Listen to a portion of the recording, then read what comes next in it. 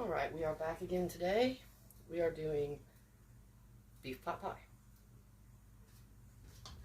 What we have in here, because I've had to pre-prep some of this stuff due to video limitations, time limitations, that kind of thing. We have in here 2 cups of flour, 2 teaspoons of salt, and half a tablespoon of baking powder. I want some rise on this crust. It's not a traditional pie crust. If you were doing a traditional one, you would not put the baking powder in it at all. Now, we need to put our shortening in. This is going to be close to the same. You're going to want 4 tablespoons of shortening. There really is no easy way of doing this, so just get your fingers in there. Make sure they're clean, as always. No dirty fingers. Again, you want this to look like coarse cornmeal. I will show you what that looks like when we're done. There we go. That should be enough. Again, there's no easy way to do this. You just have to get your hands in it. And try not to cause fountains of flour to come out. You might have seen it whenever I did it last time, yeah, with the biscuits. It can be a little messy. You do want a little bit more what we call it, the fats. You want a little bit more of that for a pie crust than you do for biscuits. My grandma always said it should look like coarse cornmeal, and when you squeeze it in your hand, it should look like this. It should hold together like this, but you should be able to crumble it like this.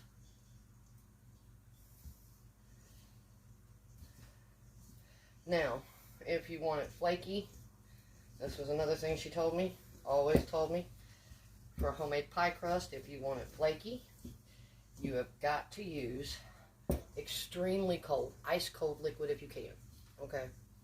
Now, I like milk for my pot pie crusts. For traditional pie crust, it usually calls for water. If you want to get really fancy, you can use juice for it, but you have to take into account that whatever you're cooking, that it should taste good with the juice you use for your pie crust. It's also going to have more sugar in it, which means it will burn faster. Be very careful about that. I will tell you this, in a real kitchen, it's almost impossible, unless you have a guard for the edges, not to get a little overdone on the edge of your crust. It happens. Don't worry about it. Nobody eats the edge of the crust anyway. Alright, now, I'm going to get this up close so you guys can really get a good look at it. See how it looks? It's just all ball. Kind of like that. That's good. Now, you've got 2 cups of flour. You want 1 cup of liquid for every 2 cups of flour for a pie crust. So we'll go over to the refrigerator here, and we'll get our milk. Now, because pie crust and the moisture does have a little bit of effect on, is a little bit affected by temperature and humidity, you might not actually have to use the entire cup. So my rule of thumb is put half your liquid in first and mix it up.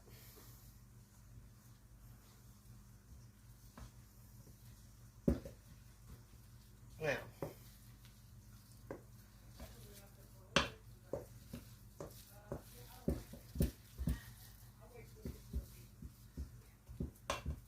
see what I mean?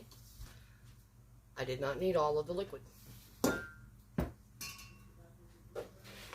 So, you might not do this in your kitchen, but I do it in mine. Pour it back in. Because I'm not going to waste milk. This stuff is like worth gold. Okay. Now, we're going to let our pie crust set for a minute while I show you guys the ingredients for the filling. So, pause there, and I'll be right back. Okay, so, beef. I use cube steak. You're going to need cornstarch as a thickener for your liquid. I usually use onion powder, garlic powder, bay leaves, and salt and pepper. Then you have about a pound each of carrots, green beans, potatoes, and corn.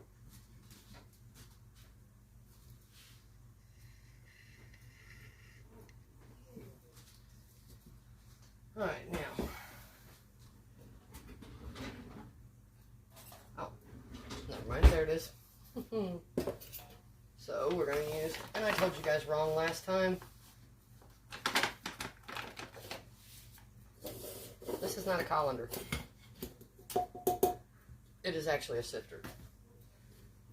But it's also a mill. And the reason it's also a mill is because of this right here. You don't just do this. You can actually turn the little thing here.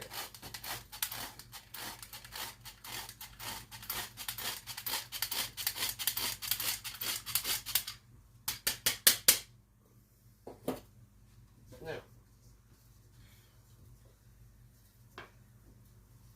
if you're using butter, I'll give you a tip. If you're using butter for regular pie, and I usually do, if you will put it back in the refrigerator once you get it all mixed together and let the butter kind of solidify again, and then use your hands as little as possible so you don't remelt it, it actually brings it out to a much flakier crust. But we again want kind of a biscuit crust for this. Bowl out of the way here.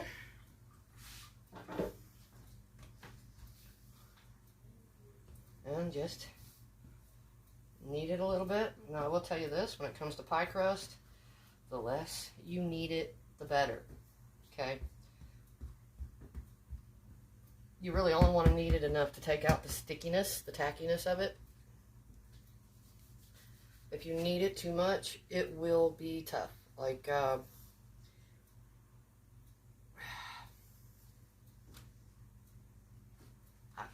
it'll just be tough, trust me. It'll be like biting into shoe leather. Well, hard shoe leather. There will be no tenderness, no flakiness, no joy in it at all. So.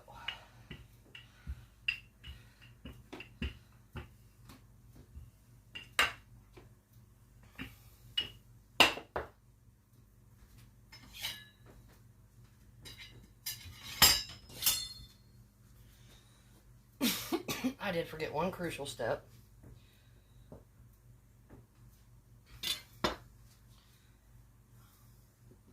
And that is this. We're going to roll this one up and set it aside because we need a top crust and a bottom crust. Excuse me. I'm getting a little dry here. Now the best way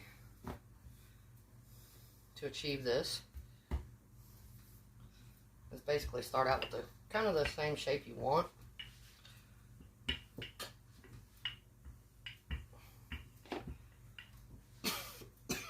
I want kind of a square pie crust because that's what I'm using. Now, if you will do like I did not do and actually separate your dough, roll it into little balls, and then try to do this, it'll work a lot better. Forgot a crucial step. I am really like this in my own kitchen when I'm not on video too, so this really is not any different than me. As scatterbrained as I can be, you would wonder how I ever get a meal out in my own kitchen. Oh, this is a little trick. If you've ever baked a pie before, you'll know this trick, but it just kind of helps you get the crust centered. So you want to get that down in there. I'm going to have to take a break here for just 1 second. Where did I put my lemonade? There it is. I love lemonade. I make mine homemade.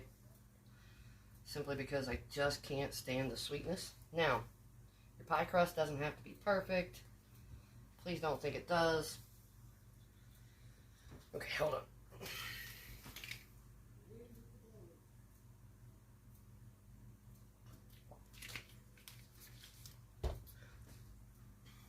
And if you do have any excess, like this, just kind of cut it off, and you can stick it wherever you want it.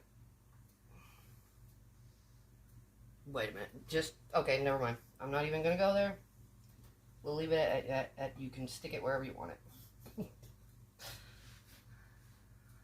There's just several places I wouldn't recommend sticking it. You'll get no joy out of that. Well, maybe you would, but no. Don't do it. And I don't want to know if you do.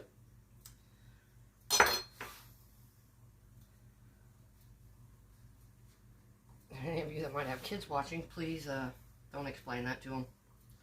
They don't need to know.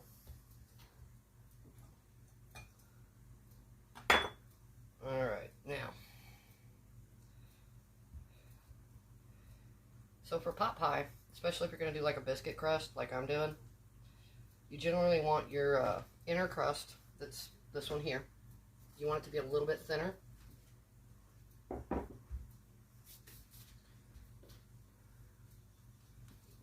Simply because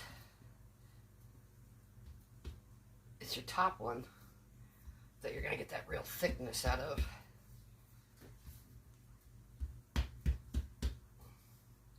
Now, here in just a second, I will take you over to the stove and we will make the filling.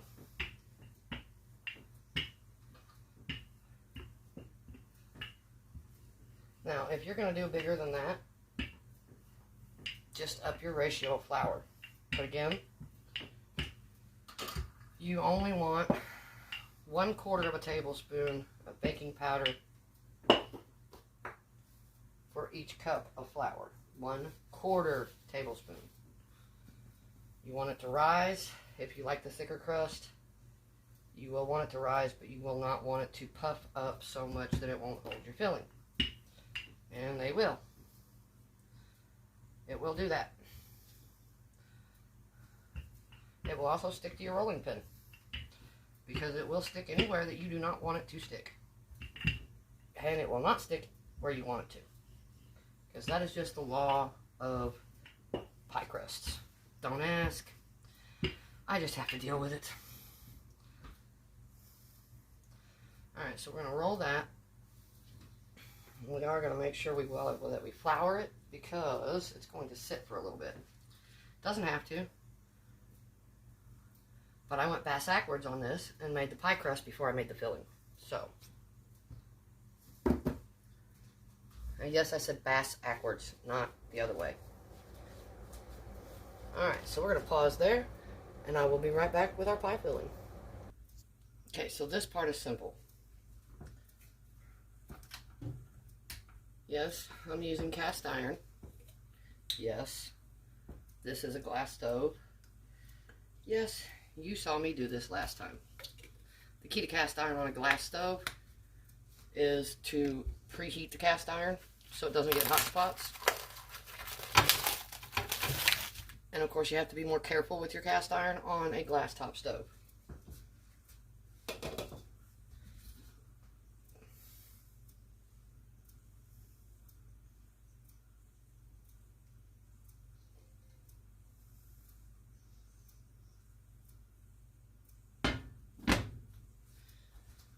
Okay, so always make sure you've got your spices right where you can get to them. So the first thing we're going to do is we're going to brown our meat, because That's the proper way to do it. Honestly, browning your meat first brings out some of the flavor. And in a dish where beef is like the star of the show, you want to make sure you got flavor. Now, I generally do mine meat, veg, all of it at £1 a piece. I'm going to wash my hands real quick. Now, some people will wonder why I'm not dredging it in flour first. Well, the fact of the matter is I'm not using flour as a thickener for this recipe, so I don't want flour in it because it will thicken the recipe. So, we want to get as much flavor into the meat as possible. Bay leaves go great with beef, but you want to make sure you pull these little jewels out before you stick it in the pie. Don't leave the bay leaf in. Trust me. Now, again, I'm not measuring any of this, but a good measure point to start with for a recipe this size, at least 2 teaspoons. Always, always test your meat, test your everything, taste your food before you serve it. For one, that allows you to make any adjustments. And there's the sizzle.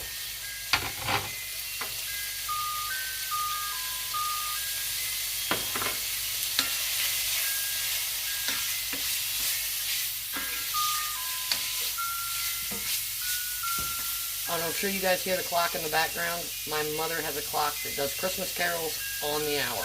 Don't ask.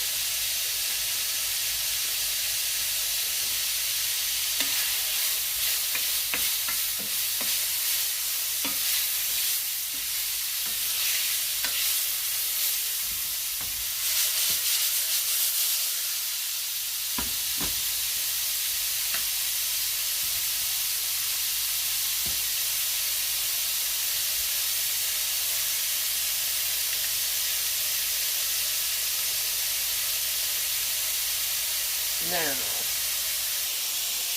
while we're waiting on the meat to brown, we'll do a little bit of walk around. So, one of my favorite things ever is cooking. My second favorite thing ever is cooking. That's pretty much my thing.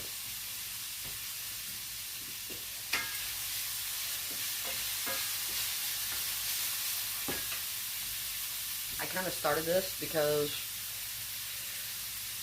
well, I just wanted to share what I did. We've already said browning the meat, definitely a good step because it brings out the flavor. However, you don't want to cook it too fast, especially with stew meat because it's very lean, which means if you cook it too fast, it's going to get tough. It'll be like biting into chunks of leather. So, we brown it slowly. Yes, I am in my mom's kitchen again. She actually has paperwork to do for her last auction. She's got to get some invoices out, so she won't be helping. She did tell everybody hi. So, let's go back and check on our meat, because I can smell it.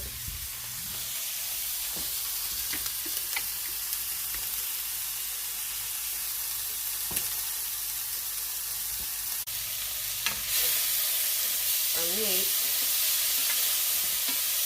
is mostly brown.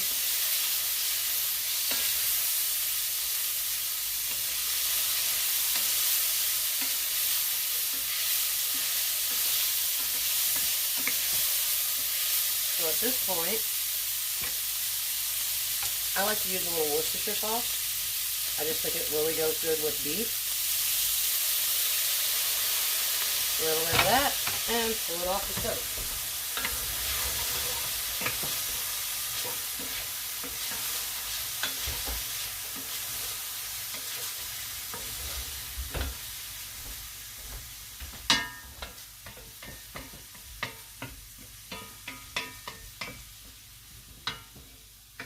At this point, you can also turn the burner off.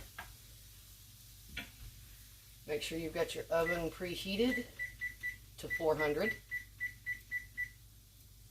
Not over 400. You will burn the crap out of your crust. Don't do it.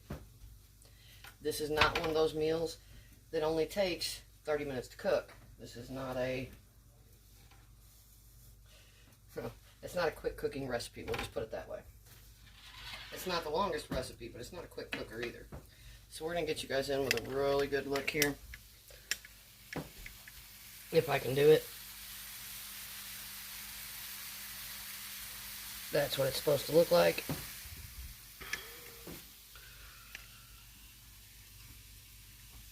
You guys might notice I actually have my camera forward facing this time, because I've got to be able to keep an eye on my clock, because last time I did this, I kept running out of time and it kept shutting my video off, which is why my meatloaf recipe video turned out like it did.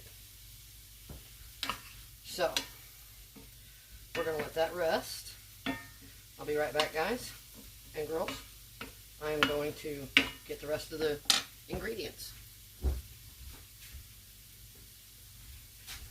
So, in with the carrots, the corn,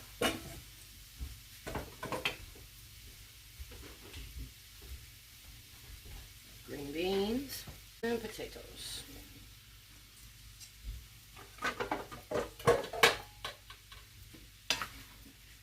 Now, I am going to give that a stir.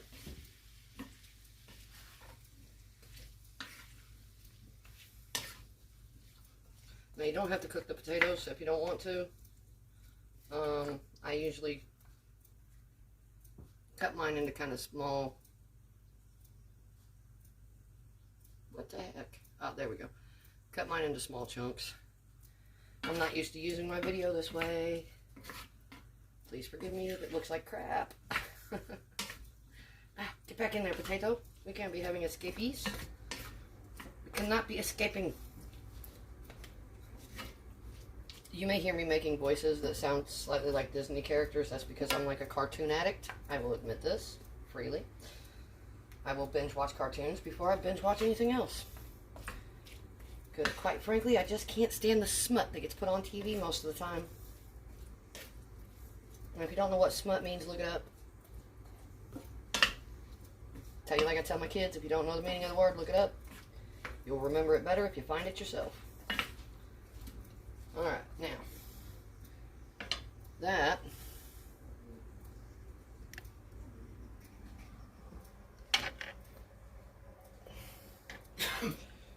is exactly how it's supposed to look. I also reserved some of the liquid from whenever I steamed the carrots. You can use beef bouillon or beef stock, whichever one you want. I generally use beef bouillon. It's got more of a punch of flavor. You have to cook the stock down for longer.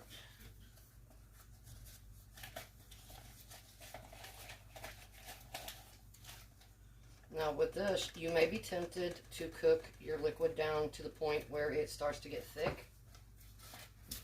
You really don't want to do that, because with cornstarch, most of you know that with cornstarch, the more you heat the water, the thicker it gets. And I don't know about you guys, but I like kind of a thick, not runny pie when I'm eating it. Pour the liquid in. Now, I also put a dash, just literally a dash of liquid smoke, because I like kind of a smoky flavor. Another dash of Worcestershire. Now these are my flavors. Some of you may not like the Worcestershire sauce, and of course if you don't like Worcestershire sauce, do not. And if you don't like the taste of beef jerky, don't use the liquid smoke. It's as simple as that.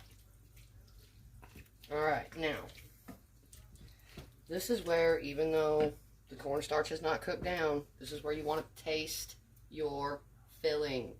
This is the last chance you're going to have to adjust your flavors before you put it in the oven.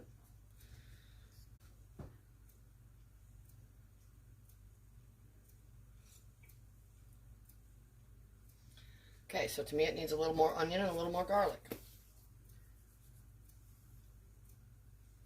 Now, I don't know about the rest of y'all, but I can eat onion and garlic on everything, which might be part of the reason I'm single, because, you know, my breath might be stinky, I don't know. I love my food, so I don't care. And a little more salt. Again, this is the last chance you're going to have to adjust your recipe on flavor. You better take it. Because nobody will want to keep eating at your table if you don't taste your food and it all comes out tasting bland or like crap. I don't normally have that problem, but I'm not a perfect cook. Sometimes I forget to taste it and it tastes like crap. Alright. Let's see how that goes. Still going to add a little bit more salt to it. It would probably be easier if I was actually using a measuring spoon.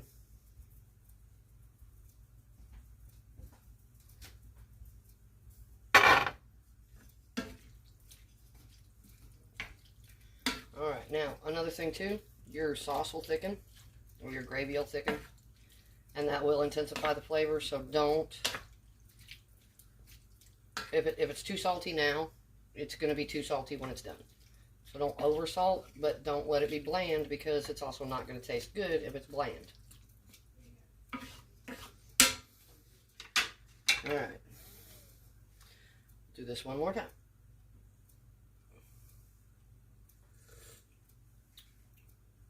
Perfect.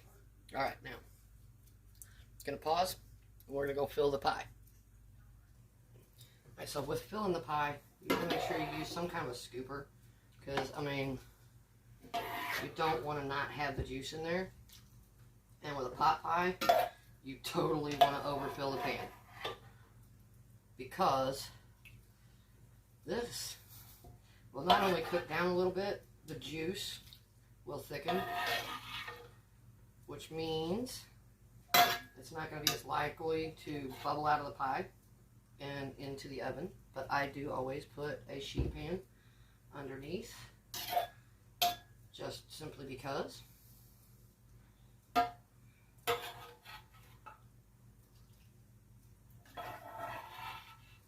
don't want to have to clean my mom's oven. Yes, I will clean her kitchen. As a matter of fact, I will clean my mess up thoroughly, because if I don't, she'll beat me with that damn mallet.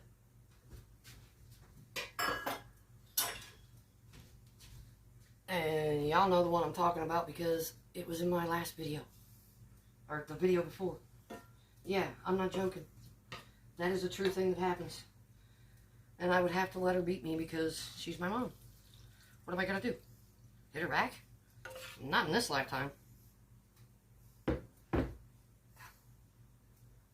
My dad would come alive and beat me for that, and so would my grandma. Alright, there's the bay leaf.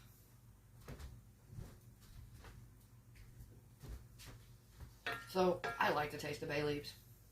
I love the taste of bay leaves. So, if you love the taste of bay leaves, it probably won't hurt if you don't get quite all of them out. I just don't like it when it's too strong. And if I leave them in, it is too strong. Okay.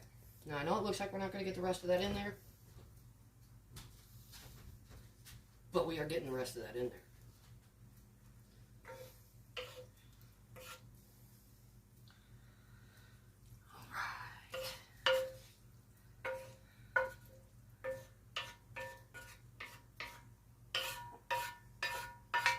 Yes, this pan is heavy.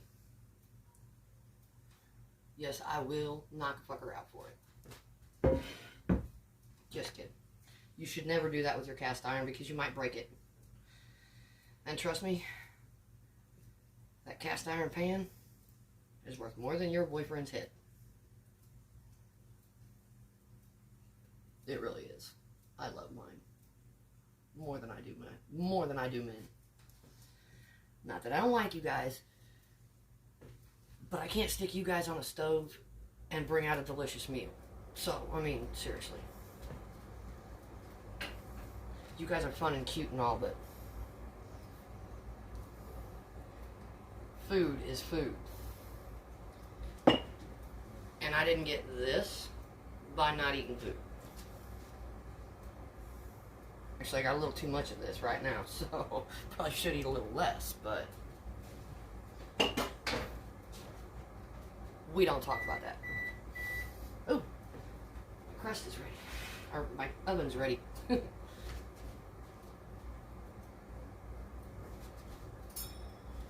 Yes, I do often mix up my words. I know folding the pie crust under is not what most people would do. But, again, in case you guys haven't figured, I'm not most people.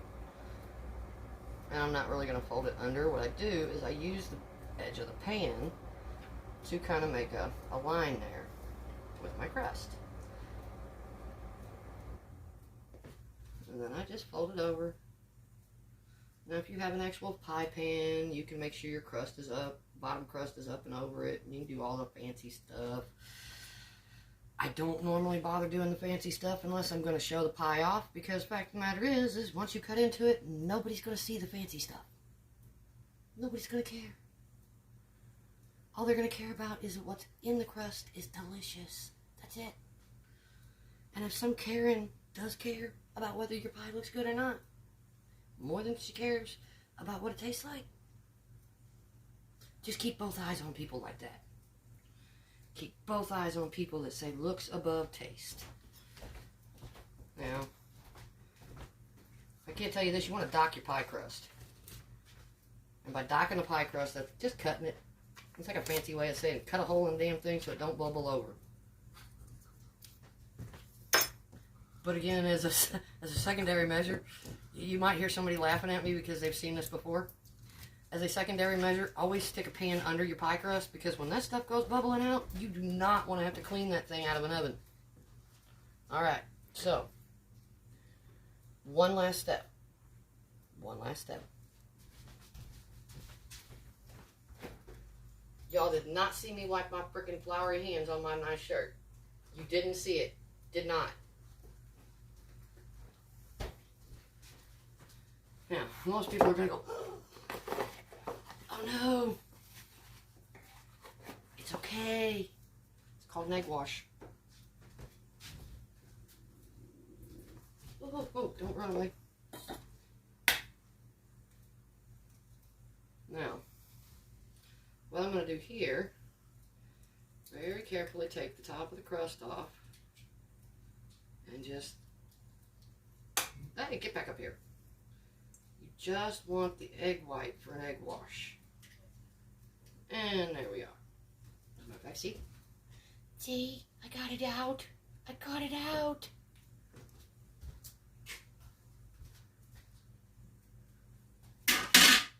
Yeah, I'm weird. I know it. You know it. We all know it.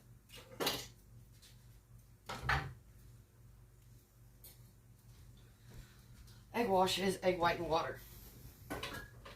Cold water, not hot, unless you want to cook your egg.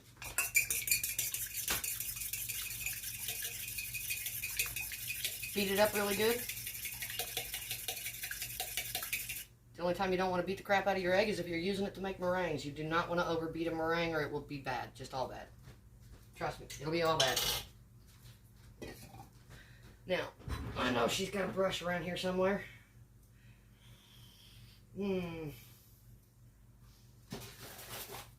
Right, but I'm crushed for time, so I'm not going to look for it. See, okay, this is where you wash your hands. Wash your hands good. Because you're going to get them dirty again. So make sure you get them good and clean. Thank you. So, Paul helped me find the brush. But if you don't have a brush, or you can't find yours, you can always use your fingers. Just do it like that. But I don't have to, so I'm going to wipe that off and I'm going to use the brush like a civilized person that I'm not. The egg wash basically just helps your crust to brown, but the egg also will help hold some of the moisture in.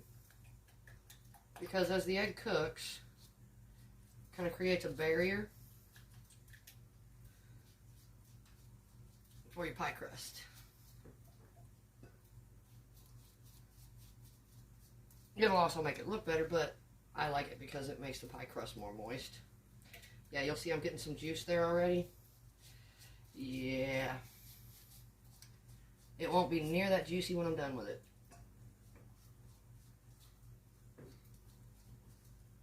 It'll be good, but it won't be near that juicy.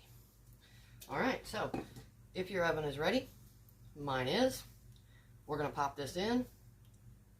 I'm going to pause the video and magically come back when it's done. Well, ladies and gentlemen, my lovely assistant did decide to join me today. Yes. Say hi, Mom. Hi. I got to slay my dragons, so here I am. I just made a snow angel, too. Yeah, that's because she's crazy. I probably will post a video on it later if she'll let me have it. I'll let you have it. All right, ladies and gentlemen. Oh, hold on. Let me get on the other side so I can actually... Through the magic Yes. of, TV. Uh-huh. We are going to show you. Oh, this is so... Oh, look at this. Look at this. This, my lovelies, is a pot pie. Oh, Nice. I'm dripping. Oh, I'm dripping. Whoops.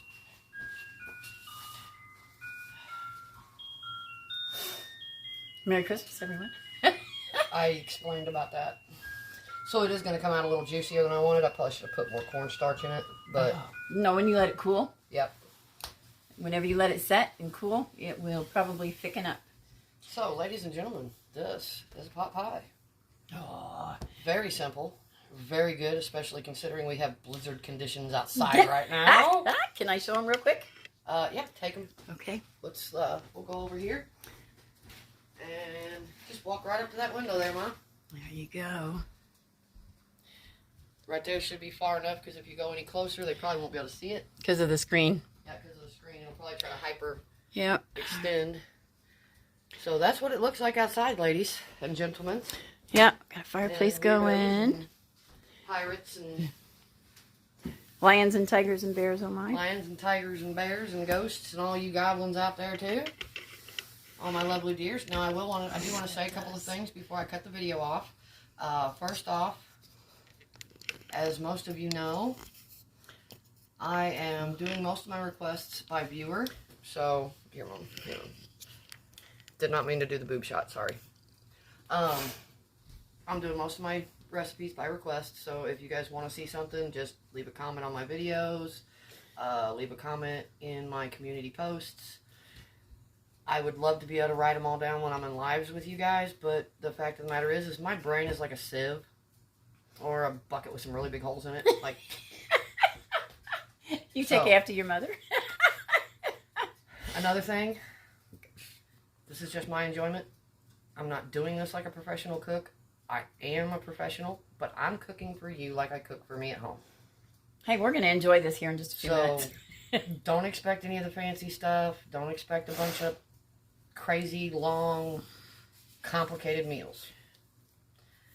I have tried those. I have cooked those professionally. They are a pain in the butt, and there are generally shorter, easier ways to accomplish the meal. Second of all, third of all, fourth of all, fourth maybe? I don't know. Anyway, everything you see is subject to change. All these recipes, you make them the way you want them. If you don't like the vegetables I'm using, use vegetables of your own. If you'd rather have chicken or some other kind of meat, use that. That's the wonderful thing about cooking. You can always adjust your recipes and make them what you want. Don't be scared of it. Don't be scared to fail. Because I have a long line of very nasty dishes behind me. I have had some major, just phenomenal fails. Flat biscuits. That not only were hard as hockey pucks, but tasted like baking powder because I didn't know that my baking powder was old. And I put more into it than the recipe called for. Okay. On that note, honestly, baking powder does go bad. After about 6 months, throw it out. If you have to use any more than double what the recipe calls for, it will become a major taste in your food. I've learned that the hard way. I have burnt eggs. Chewy pie crusts. Yep. I've had chewy pie crust. Yeah. I've had hard pie crust. Yeah. Nothing. It's just unavoidable. Sometimes you're not going to get the recipe to come out right. Sometimes life interferes. Cooking is something you should do because you enjoy it. Don't worry about failing. Perfection takes practice. So, on that note, again, if you want to leave any kind of suggestions for me, leave them on my YouTube page, on the community comments, or on one of my videos. Hopefully, next time we'll do a dessert. Bye.